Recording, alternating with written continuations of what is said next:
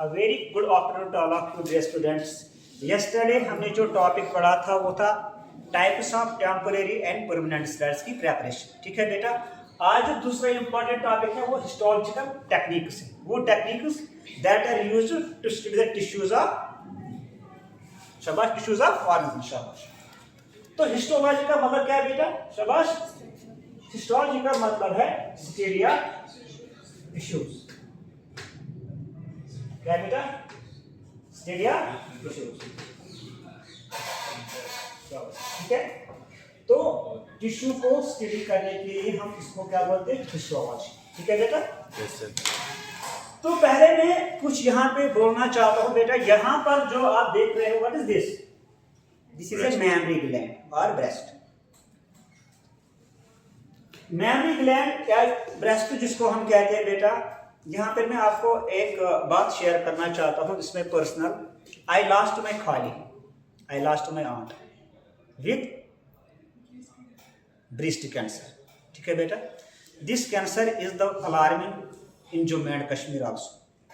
ठीक है, ये वो बीमारी है जिसकी वजह से मैंने 2000, मुझे शायद डेट याद नहीं है, 2004 या 2006 में मैंने अपनी खाली को लॉस किया।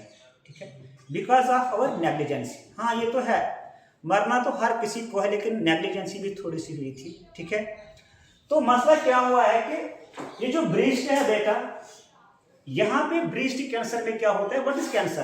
Uncontrolled growth of cells. तो ब्रेस्ट कैंसर, हर ये जो कैंसर है ना ब्रेस्ट का, इसको क्या करना पड़ता है? हमें इसके लिए हिस्टोलॉजिकल टेक्निक्स यूज करने पड़ते हैं ताकि हम बायोप्सी के टेस्ट करेंगे। क्या करेंगे? बायोप्सी के टेस्ट। अब यहां पर मसला है सर, जो ब्रेस्ट कैंसर है तो इसमें क्या होता है? एक टिश्यू का लंप क्या होता है? Around the nipple. क्या होता है? निपल के अराउंड टिश्यू का एक लंप बनता है। अब मैं यहाँ पे रिक्वेस्ट करता हूँ ऑल द फीमेल जो भी स्टूडेंट्स है, जो भी इस वीडियो को देखेंगे, आप भी अपने जो मैमरी ग्लैंड्स है इनको क्या करना पड़ता है? इनको बेटा सुपरविजन करना पड़ता है डेली, क्योंकि हर टाइम जो लंप बनता है ये कैंसरियस नहीं होता है। लंप्स के डिफरेंट टाइप्स होते हैं बेटा, लेकिन हमें डॉक्टर के पास विजिट करना चाहिए। अगर जो भी हमारे सिस्टर्स है, जो भी हमारे स्टूडेंट्स है, अगर इनको लग जाता है, जो भी हमारे घर में फीमेल्स है, कि हमारे टिश्यू में जो इनका जो टिश्यू है, एरियल टिश्यू होता है ब्रेस्ट में, अगर कोई लंप लग रहा है, कोई हार्ड सिक्किंग लग रहा है, तो उनको डॉक्टर के पास एग्जामिन करने के लिए जाना जरूरी होता है। It is not always cancerous, it may be a simple normal tissue forming. So अगर डॉक्टर ने वहां से चेकअप किया, उसके बाद वहीं पे हमें एक्चुअली पढ़ना था हिस्टोलॉजिकल टेक्निक्स। वो डॉक्टर क्या करेगा? वो सैंपल को लेगा किसके लिए? बायोप्सी के लिए। फिर बायोप्सी में हम क्या करें? हम डिफरेंट टेस्ट कर रहे हैं। अगर इसमें कैंसरियस का कुछ एजेंट नजर आए तो हम कहेंगे ये कैंसर है। क्या है? कैंसरियस है। अगर नहीं है तो नॉर्मल।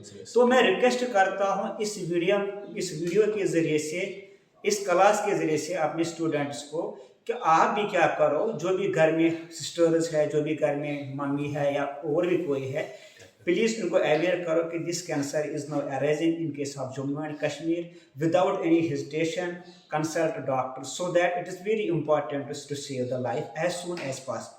क्योंकि कैंसर क्या है? कैंसर टू टाइप्स के होती है बेटा। एक होता है मैलिग्नेंट, एक होता है बेनिग्न।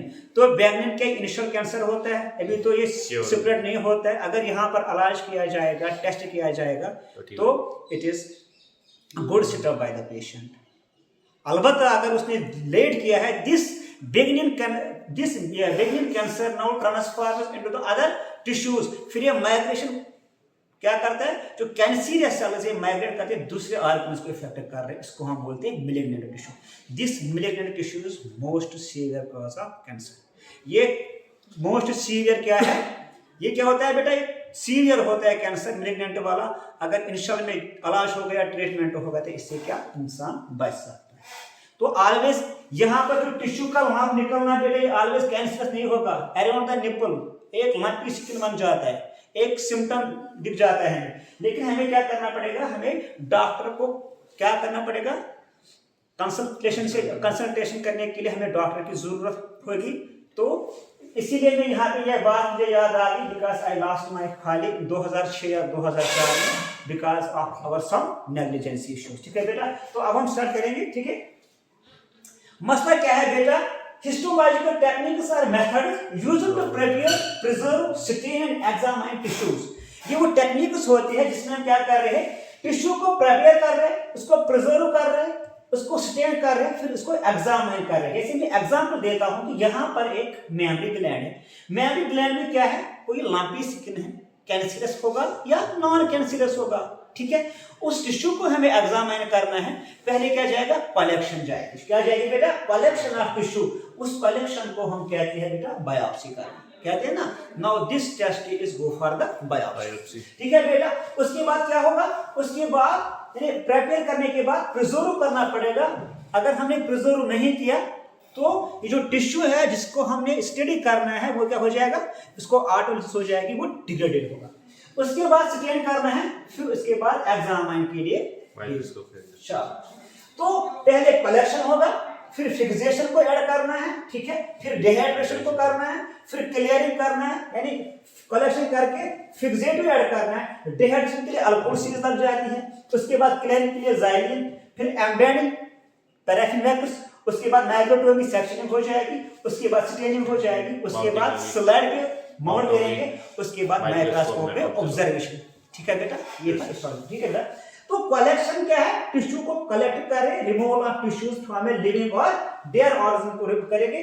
अब ये टाइप्स यहाँ पर है एक्सटर्नल बायोप्सी, इसमें हम एंटायर लेजन रिमूव करते हैं। क्या कर रहे हैं, या तो हम करेंगे incisional biopsy, part of tissue remove, यहाँ पर एक पार्ट को रिमूव करेंगे, या करेंगे नीडल बायोप्सी यूजिंग नीडल। ठीक है बेटा, ठीक है, इसको हम बोलते हैं बायोप्सी। समझे आप? तो फॉर्मेलिन 10% फॉर्मल्डिहाइड का हम यूज करेंगे ताकि हम इसको प्रिजर्व कर पाएंगे। ठीक है, तो यहां पर देखो, अगर इसके लिवर में प्रॉब्लम है, हमें लिवर को स्टडी करना है। क्या करना है, लिवर को स्टडी करना है। हमें लिवर से क्या लेना है, सैंपल लेना है। तो उस सैंपल को लाने को हम क्या कहते हैं, कलेक्शन ऑफ सैंपल। क्या करें बेटा, कलेक्शन ऑफ सैंपल। शाबाश। उसके बाद बेटा डिहाइड्रेशन। विश्वास सर, ये प्लेज है तो बच्चों को लेके आपको भी चलना है।